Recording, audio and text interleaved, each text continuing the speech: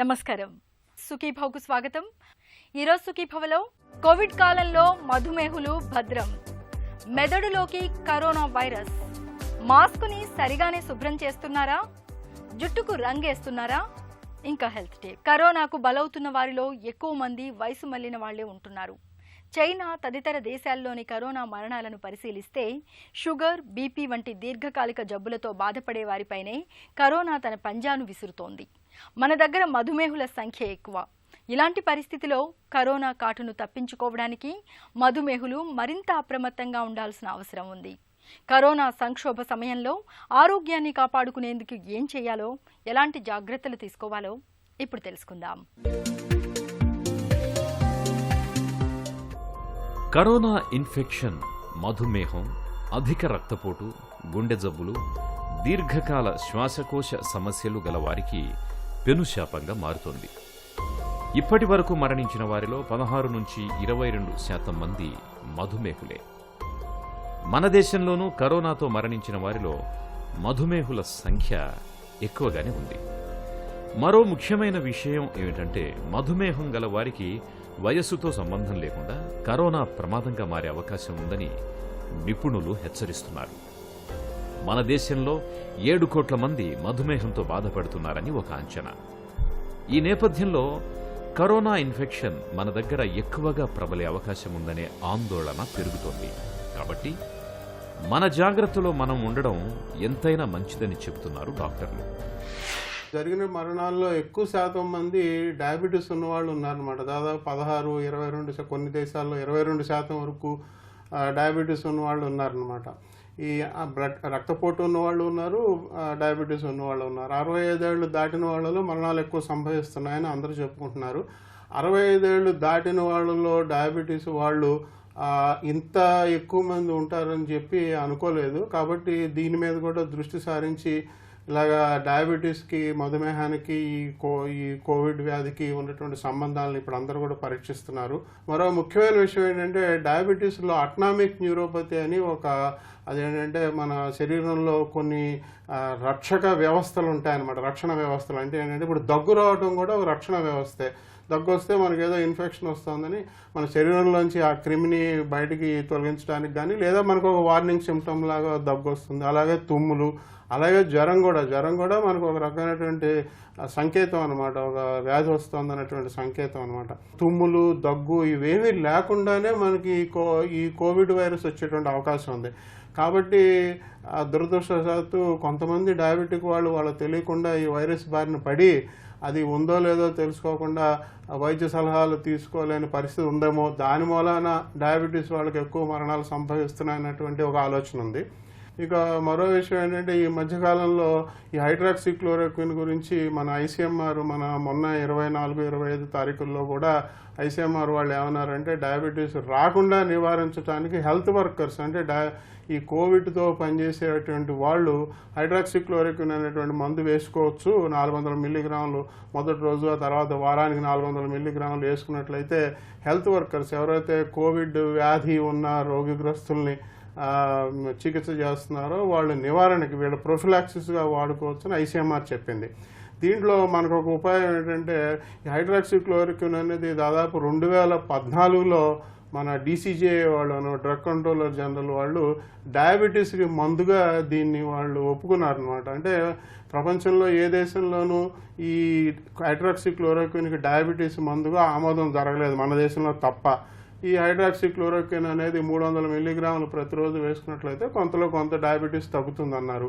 కాబట్టి ఇది కోవిడ్కి నివారణకు ఉపయోగించకపోయినా అది డయాబెటీస్ నియంత్రణకు పనికి వస్తుంది. కాబట్టి డయాబెటీస్ ఉన్నవాళ్ళు కొంత ఏదో 200 మిల్లీగ్రాములు, 300 మిల్లీగ్రాములు ప్రతిరోజు హైడ్రాక్సిక్లోరోక్విన్ వేసుకోవాలి. అది డాక్టర్ సలహాతో వేసుకోవాలి. ఎందుకంటే మళ్ళీ వాళ్ళకి రెటినోపతి అనేటువంటి సమస్య కంట్లో ఉన్నట్లయితే ఈ హైడ్రాక్సిక్లోరోక్విన్తో ఆ సమస్య ఎక్కువ అవుతుంది. కాబట్టి డాక్టర్ సలహాతో హైడ్రాక్సిక్లోరోక్విన్ వేసుకున్నట్లయితే ఓ పక్క నుంచి డయాబెటీస్ నియంత్రణ చేసుకోవచ్చు, మరో పక్క వీలైతే ఈ కోవిడ్కి కూడా నివారణ ఉపయోగం జరిగేటువంటి అవకాశం ఉంటుందండి.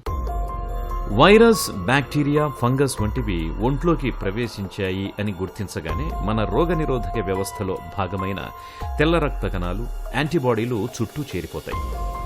వాటిని ఒంట్లోంచి బయటకు పంపించడానికి ఇవి ప్రయత్నిస్తాయి. ఈ క్రమంలో తుమ్ములు, దగ్గు, జ్వరం వంటి లక్షణాలు బయలుదేరతాయి. ఒక రకంగా ఇవన్నీ క్రిముల నుంచి శరీరాన్ని కాపాడే ప్రయత్నాలే. ఇలాంటి రక్షణ వ్యవస్థలన్నీ మధుమేహుల్లో మందగిస్తున్నాయి. రక్తంలో గ్లూకోజ్ మోతాదులు ఎక్కువగా ఉండడంతో రోగనిరోధక వ్యవస్థ గాడి తప్పుతోంది. ముఖ్యంగా తెల్ల రక్త కణాల కదలికలు తగ్గుతాయి. దీంతో క్రిములున్న చోటుకి అవి అంత వేగంగా వెళ్లి పోరాడలేవు. మరోవైపు యాంటీబాడీలు వెంటనే తయారు కావు. మధుమేహుల్లో రక్త ప్రసరణ దెబ్బతినడం, రక్తంలో గ్లూకోజ్తో కూడిన హిమోగ్లోబిన్ ఉండడం మరో సమస్య. ఇది 7% కన్నా ఎక్కువగా ఉంటే ఆక్సిజన్ పంపిణీ వ్యవస్థ దెబ్బతింటుంది. ముఖ్యంగా ఊపిరితిత్తుల్లో ఆక్సిజన్ మార్పిడి సరిగ్గా జరగదు.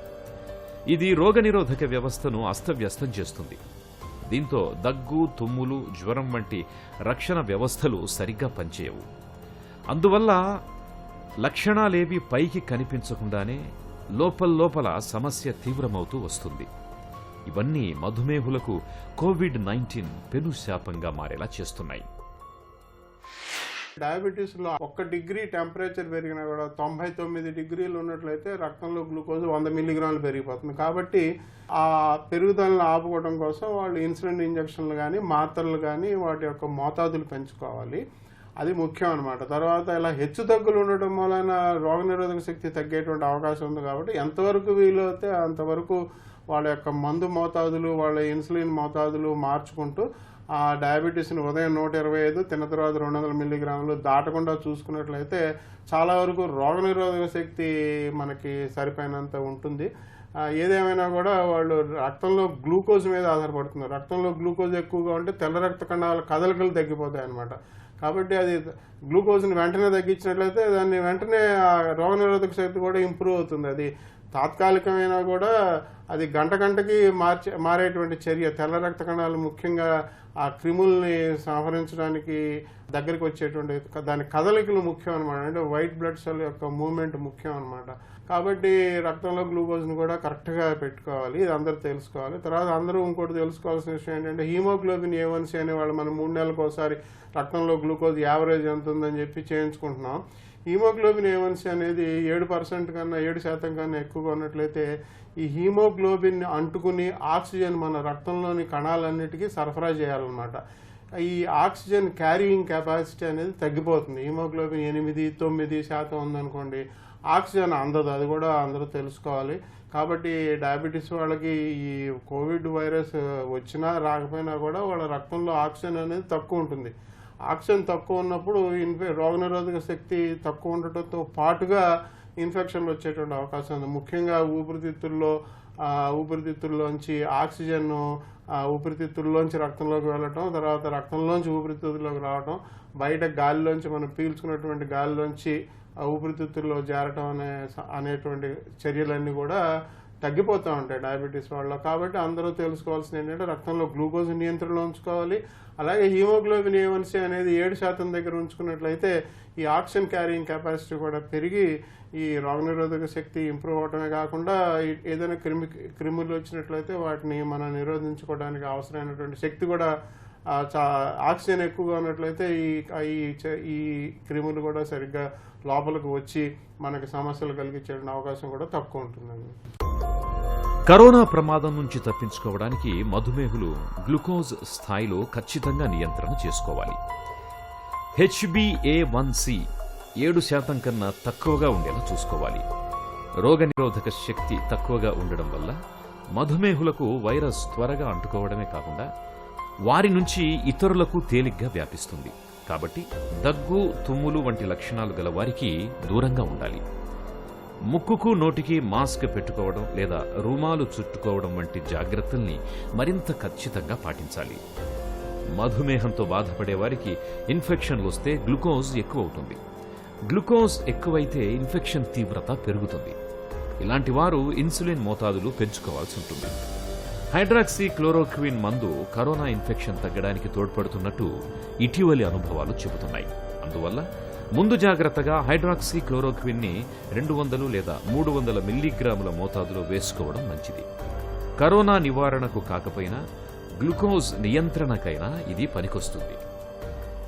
షుగర్ బాధితులకు శాపంగా పరిణమిస్తోన్న కరోనా వైరస్ను కట్టడి చేయడానికి శుభ్రత, సామాజిక దూరాల్ని పాటించడంతో పాటు రక్తంలో గ్లూకోజ్ శాతాన్ని స్థిరంగా అదుపులో ఉంచుకోవాలి.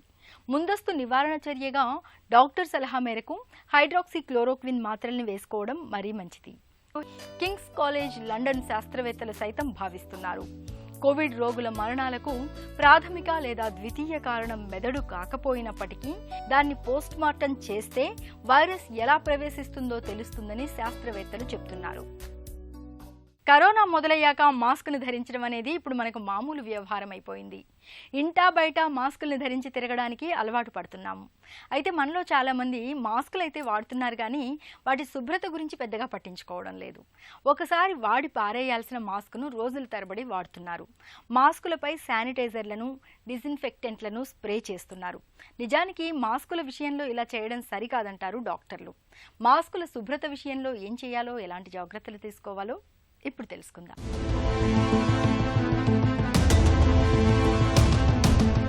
కరోనా వైరస్ నుంచి రక్షణ కోసం మాస్క్ ధరించడం ఎంత ముఖ్యమో దాన్ని శుభ్రం చేయడం కూడా అంతే ముఖ్యం. అయితే ఒక మాస్కును 2-3 సార్లు వాడిన తర్వాత కానీ ఉతకకపోవటం, వాటి మీద శానిటైజర్ స్ప్రే చేయడం వంటివి చాలామంది చేస్తూ ఉంటారు. కానీ అది సరికాదు. మాస్క్ ధరిస్తున్నప్పుడు, వాటిని శుభ్రం చేస్తున్నప్పుడు తప్పనిసరిగా జాగ్రత్తలు తీసుకోవాలి. ముఖ్యంగా మాస్కుని రోజు శుభ్రం చేసుకోవాలి.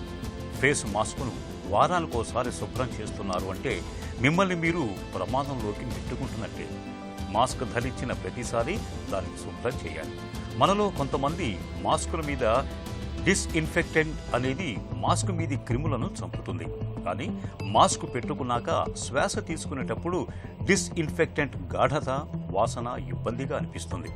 అంతేకాదు ముక్కు, నోరు, దవడల దగ్గర చర్మం దురద, మంటగా అనిపిస్తుంది. మాస్కులను చన్నీటిలో శుభ్రం చేస్తుంటారు కొందరు. అలా కాకుండా వేడి నీళ్లతో మాస్కులను శుభ్రం చేయటం అన్ని విధాలా మేలు. వస్త్రంతో చేసిన మాస్కులను వాషింగ్ మిషన్లో వేడి నీళ్లు లేదా సబ్బుతో కనీసం 20 సెకన్ల పాటు శుభ్రం చేయాలి. తర్వాత ఎండలో లేదా డ్రయర్ను హైహీట్ మోడల్లో ఉంచి ఆరబెట్టాలి. చేత్తో ఉతికి ఎండలో కూడా ఆరబెట్టవచ్చు. మాస్కును వాడిన తర్వాత దాన్ని ఒక పేపర్లో చుట్టి జాగ్రత్తగా చెత్తబుట్టలో వేయటం మర్చిపోకూడదు. అడుగడుగునా వైరస్ ముప్పు పొంచి ఉన్న నేపథ్యంలో మనందరం తప్పనిసరిగా మాస్కును ధరించాలి. మాస్కుల్ని ప్రతిరోజు శుభ్రం చేసుకోవాలి. వేడి నీటితో శుభ్రం చేసుకోవడం మరీ మంచిది. తలలో తెల్ల వెంట్రుకలు కనబడడం మొదలవగానే అప్పుడే ముసలాళమైపోతున్నామా అన్న బెంగ పట్టుకుంటుంది. అప్పటి వరకు అలవాటు లేకపోయినా హెయిర్ డైల వాడకం మొదలు పెడతాము. నిజానికి హెయిర్ డైల వాడకం మంచిదే కావచ్చు, కానీ డైల ఎంపికలోనూ వాటి వాడకంలోనూ సరైన జాగ్రత్తలు తీసుకోకపోతే ఎలర్జీలు, డెర్మటైటిస్ వంటి సమస్యలు వచ్చి పడే అవకాశం ఉంది. ఈ నేపథ్యంలో హెయిర్ డైల వాడకం ఎలా ఉండాలో, వాటి ఎంపికలో ఎలాంటి జాగ్రత్తలు తీసుకోవాలో డాక్టర్ని అడిగి ఇప్పుడు తెలుసుకుందాం.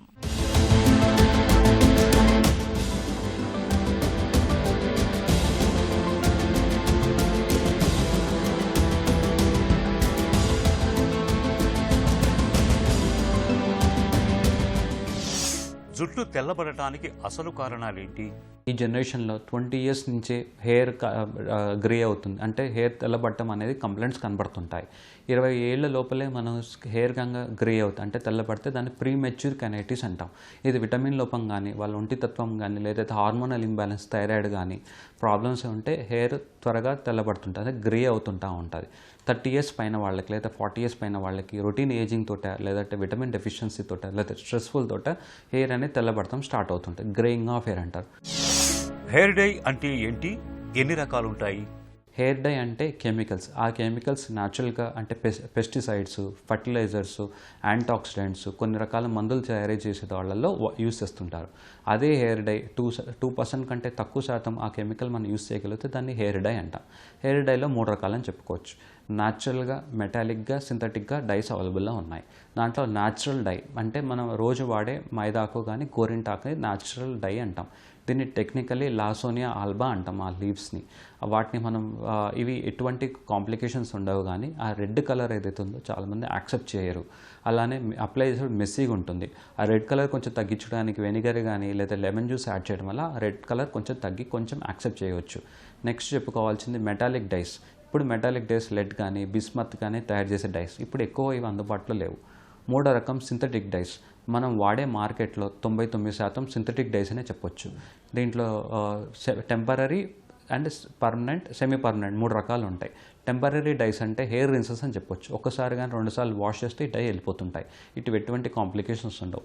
సెకండ్ చెప్పుకోవాల్సింది సెమీ పర్మనెంట్ డైస్. సింథటిక్ డైస్లో సెమీ పర్మనెంట్ డైస్లో పెరాక్సైడ్ డైస్ అని చెప్తుంటాం. ఇవి చాలా సేఫ్. ఇవి అలర్జీకి ఉన్న వాళ్ళు ఈ సెమీ పర్మనెంట్ డైస్ వాడుకోవటం వల్ల ఏదైతే అలర్జీ ఉందో, డై వల్ల అలర్జీ వస్తుందో అది కొంచెం మనం హెల్ప్ చేయవచ్చు. హెయిర్ డైలు సురక్షితమేనా? ఈ సెమీ పర్మనెంట్ డైస్ చాలా సేఫ్ అని చెప్పొచ్చు యూస్ చేయడానికి. ఇవి 10 to 15 అప్లికేషన్స్ అంటే 10 to 15 వాషెస్ వరకు అంటే 2 to 3 months వరకు మనకి ఆ హెయిర్ని కలర్ పోకుండా చూసుకోవచ్చు. పర్మనెంట్ డైస్ మనం ఈ మార్కెట్లో అవైలబుల్ అయ్యే 3% వరకు dyes permanent dyes. Permanent dyes అంటే జీవితాంతం ఉండేవి కావు. అంటే మనకి హెయిర్ 3 నుంచి 6 నెలల వరకు ఆ లెంగ్త్ పెరుగుతుంటుంది. ఆ 3 నుంచి 6 నెలల వరకు మనకైతే డై చేస్తుంటుందో దాన్ని పర్మనెంట్ డైస్ అంటాం. ఈ పర్మనెంట్ డైస్లో మనకి అమోనియా కానీ, పెరాక్సైడ్ కానీ, లేదంటే ఎక్కువ శాతం కెమికల్స్, పీపీడీ అనే కెమికల్స్ ఎక్కువగా వాడుతుంటారు ఆ కలర్ సృష్టించడానికి. అలానే డెవలపర్స్ కూడా ఉంటాయి. ఇవి చాలామందికి పడకపోయి దద్దుల్లో అలర్జిక్ లాగా వస్తుంటాయి. హెయిర్ డైలతో వచ్చే ఇబ్బందులు ఎలా ఉంటాయి? కొంతమంది పెడుతూనే వాళ్ళకి సూట్ అవ్వదు, ఇమ్మడే ఇరిటేషన్ మంట చెప్పేస్తుంటారు. కొంతమంది కొన్ని రోజులు లేదంటే నెలలు, కొన్ని సంవత్సరాలు వాడిన తర్వాత మైల్డ్గా దురద రావటం, లేదంటే నీటి పొక్కులు రావటం, లేదంటే ఫేస్ స్వెల్ అవ్వటం, లేదంటే దద్దులు రావటం లాంటి కంప్లైంట్ చేస్తుంటారు. కొంతమంది చెప్తుంటారు మేము డై కొన్ని నెలలు, సంవత్సరాల నుంచి వాడుతున్నాం, మాకు ఇప్పటి నుంచే వస్తుందంటే అట్లానే ఉంటుంది. డై వాడుతూనే కొంతమందికి రియాక్ట్ అవ్వరు. కొన్ని నెలలు పడుతుంది వాళ్ళ బాడీలో ఆ డై మనకి సూట్ కాకపోవడానికి కారణమైన కణాలు బాడీ సృష్టించుకోవడానికి. దీన్ని మేము అలర్జిక్ కాంటాక్ట్ డర్మటైటిస్ అంటాం. ఇట్లాంటి రియాక్షన్స్ ఉన్న వాళ్ళు అంటే దురదలతో నీటి కొరుపుల్లో వచ్చే వాళ్ళలో డైస్ ఎటువంటి పరిస్థితుల్లో వాళ్ళు టెస్ట్ చేసుకోక డాక్టర్ సంప్రదించకుండా వాడుకోకపోవడం ఉత్తమం. కొంతమంది అట్లా డైస్ వాడి చాలా సివియర్ రియాక్షన్స్ అయ్యి హాస్పిటల్ అడ్మిట్ అయిన కేసులు కూడా చాలా ఉన్నాయి. హెయిర్ డైలను ఎంచుకోవటంలో ఎలాంటి జాగ్రత్తలు తీసుకోవాలి? మనం వాడే డై న్యాచురల్ అంటే హెన్నాకంగా ప్రిఫర్ చేయగలిగి వాళ్ళు యాక్సెప్ట్ చేయగలిగితే చాలా మంచిది. లేదు ఆ కలర్ సూట్ కాని వాళ్ళు పీపీడీ అండ్ అమోనియా అనే 2 రకాల కెమికల్ లేని డైస్ వాడుకోవటం వలన ఈ రియాక్షన్స్ అనేవి చాలా మనం తగ్గించుకోవచ్చు. ఆల్రెడీ రియాక్షన్ ఉండి కొత్త డై స్టార్ట్ చేయాలనుకున్న వాళ్ళు ఒక చిన్న కాటన్ పైన కెమికల్ ఆ డై స్టిక్ చేసుకొని వీప్ పైన ఒక 3 days వాటర్ తగలకుండా ఉంచుకొని అక్కడ ర్యాష్ లేదు అంటే ఆ డై వాడుకోవటం వల్ల వాళ్ళ ఫ్యూచర్ సేఫ్ అని చెప్పుకోవచ్చు. జుట్టుకు రంగు వేస్తున్నప్పుడు ఎలాంటి జాగ్రత్తలు తీసుకోవాలి? హెయిర్ డై అప్లై చేసుకోవాలంటే స్కిన్ కొంచెం ఆయిలీగా, కొంచెం వాష్ చేయకుండా ఉంటేనే ఆ డై కొంచెం స్టిక్ అవుతుంటుంది. డై అప్లై చేయగానే వాష్ చేసుకోవడం అడుగుతుంటారు. మనం టెక్నికల్లీ డై అప్లై చేసుకున్న 3 రోజుల వరకు మనం వాష్ చేసుకోకపోతే ఆ డై ఎక్కువ రోజులు ఉంటుంటుంది. కానీ ప్రాక్టికల్గా అది కుదరదు. సో ఎంత వీలవుతే అంతసేపు మనం డై అప్లై చేసుకొని డ్రయర్ కానీ లేదంటే మనం డ్రై చేసుకోగలిగితే ఆ డై కొంచెం హెయిర్కి స్టిక్ అయ్యి బాండింగ్ అయ్యి కొన్ని రోజులు ఆ డై పోకుండా హెల్ప్ చేస్తుంటుంది. అలానే హెయిర్ డై వాడిన వాళ్ళు మంచి కండిషన్స్ కానీ కోకోనట్ ఆయిల్ అప్లై చేసుకోగలిగితే ఆ డై ఎక్కువసేపు ఎక్కువసార్లు వాష్ చేసినా కానీ పోకుండా ఉంటుంది. అలానే హెయిర్ డై వాడేవాళ్ళు కొంచెం ఒక కండిషనింగ్ షాంపూస్ వాడుకోవడం వల్ల కూడా ఆ డై ఫేడ్ కాకుండా ఉంటాయి. కొన్ని రకమైన డైస్ ఉంటాయి, అవి క్రూడ్ ఉంటాయి. అంటే అవి మార్కెట్లో ఉన్న వాటిల్లో కంటే చాలా ఈజీగా కాస్ట్ తక్కువలో అందుబాటులో ఉంటాయి. దాంట్లో ఎక్కువ శాతం కెమికల్స్ యాడ్ చేసి న్యాచురల్ హెన్నా అని, బ్లాక్ హెన్నా అని అందుబాటులో ఉన్నాయి. ఈ కెమికల్స్ ఉన్న డైస్ వాడుకోవడం వల్ల హెయిర్ ఏదైతే షాఫ్ట్ ఉందో అది డ్యామేజ్ అయ్యి స్ప్లిట్ ఎండ్స్ వచ్చి హెయిర్ ఇంకా డాండ్రఫ్ ఎక్కువై లేదా సోరియాటిక్ ప్రాబ్లమ్స్ ఉన్న వాళ్ళలో ఆ సోరియాసిస్ కూడా ఫ్లేర్ అప్ అయ్యే ఛాన్సెస్ ఉంటాయి. సో ఈ డైస్ వాడే వాళ్ళలో ఏమన్నా మీకు అనుమానం వస్తే, దురదలు కానీ మంటలు కానీ వస్తే నెక్స్ట్ వాడకుండా దగ్గరున్న డర్మటాలజిస్ట్ కన్సల్ట్ చేయగలిగితే స్కాల్ప్ ఎగ్జామిన్ చేసి మీకు సూట్ అయ్యే హెయిర్ డై ఎలా వాడాలో చెప్పగలుగుతారు. దానివల్ల మీకు ఫ్యూచర్లో ఈ కాంప్లికేషన్స్ రాకుండా ఉంటాయి. హెయిర్ డైల వాడకంలో సరైన జాగ్రత్తలు తీసుకోకపోతే ఎలాంటి అనర్థాలు ఎదురవుతాయో, హెయిర్ డైల ఎంపిక, వాటి వాడకంలో ఎలాంటి జాగ్రత్తలు తీసుకోవాలో తెలుసుకున్నాం కదా. చిన్న చిట్కా మీకోసం. కరోనా ముప్పు పొంచి ఉన్న నేపథ్యంలో విటమిన్ సి, విటమిన్ డి సప్లిమెంట్లను డాక్టర్ సలహా మేరకు వాడుకోండి. ఒంట్లో వ్యాధి నిరోధకత పెరుగుతుంది, కోవిడ్ ముప్పు తప్పుతుంది. సుఖీభవ కార్యక్రమానికి సంబంధించిన మీ విలువైన సూచనలు, సలహాల్ని వెంటనే మాకు రాయండి. మా చిరునామా Sukhibhava, ETV, Ramoji film city, Hyderabad 501512 లేదా sukhibhava@etv.co.in కు ఈమెయిల్ చేయండి.